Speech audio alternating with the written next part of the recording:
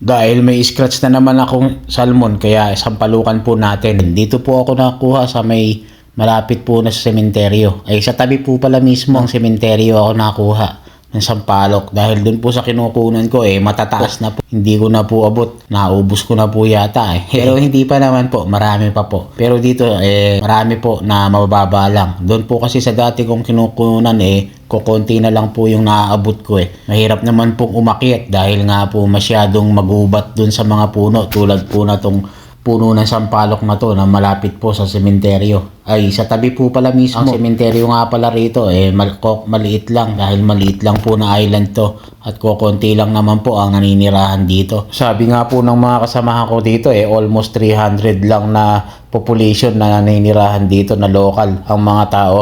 Mas madai pa nga po dito ang mga turista na katulad ko at mga foreigner po. At pagkakuha ko nga po dyan sa sementeryo uwi na nga po tayo para maisigang na po sa sampalok itong salmon na ating lulutuin. At doon nga po kitang-kita rito ang aming bahay sa taas. Kaya naman po pagdating ko sa aming bahay ay nag-alis na po agad ako ng sando dahil nga po pinawisan na po tayo agad. At hinugasan ko na po agad itong sampalok salmon na scratch po na pinili ko po na salmon ng isang araw na ginamit sa sushi.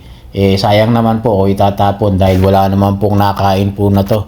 Ayaw nila kaya ako na lang po nagte-take out tulad po ng mga nakakaraang linggo na pinos ko po na scratch po ng mga ulo ng isda. Ayun nauwi ko po at yung iba naman po binigay natin sa ating kabayan po dito. Bali dalawang klase nga po itong lulutuin ko. Ang sinampalukan po na scratch ng salmon at saka po pork mamoy na adobo pala At eto nga simulan na nating igisa yung adobo. Bali simple lang naman po yan yung lutong adobo. Kumbaga basic lang na bawang sibuyas tapos konting sutay-sutay at mekos-mekos. After nun lalagyan na natin ng salt and pepper.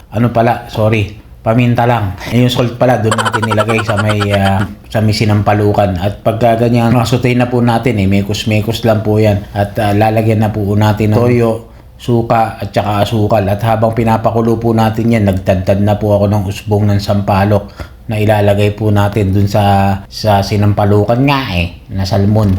At habang tinatadtad nga natin yung usbong ng sampalok, nakulo na po yung sinampalukan natin, kumbaga yung sabaw. Kaya naman ilalagay na po natin yung salmon po na mga scratch dito po sa ating kawali. Kaya lang sobrang dami pala kaya hindi kasya, kaya pinagdalawa ko po yung kawali dahil nga po umapaw at nilagay ko na rin po yung usbong. Ay pagkakulong nga lang po ng mga ilang minuto yan oks na yan, pwede na po tayong kumain. Kaya nga pala marami kong niluto dahil ipapakain ko po yung salmon po na yan sa ating bisita na kabayan.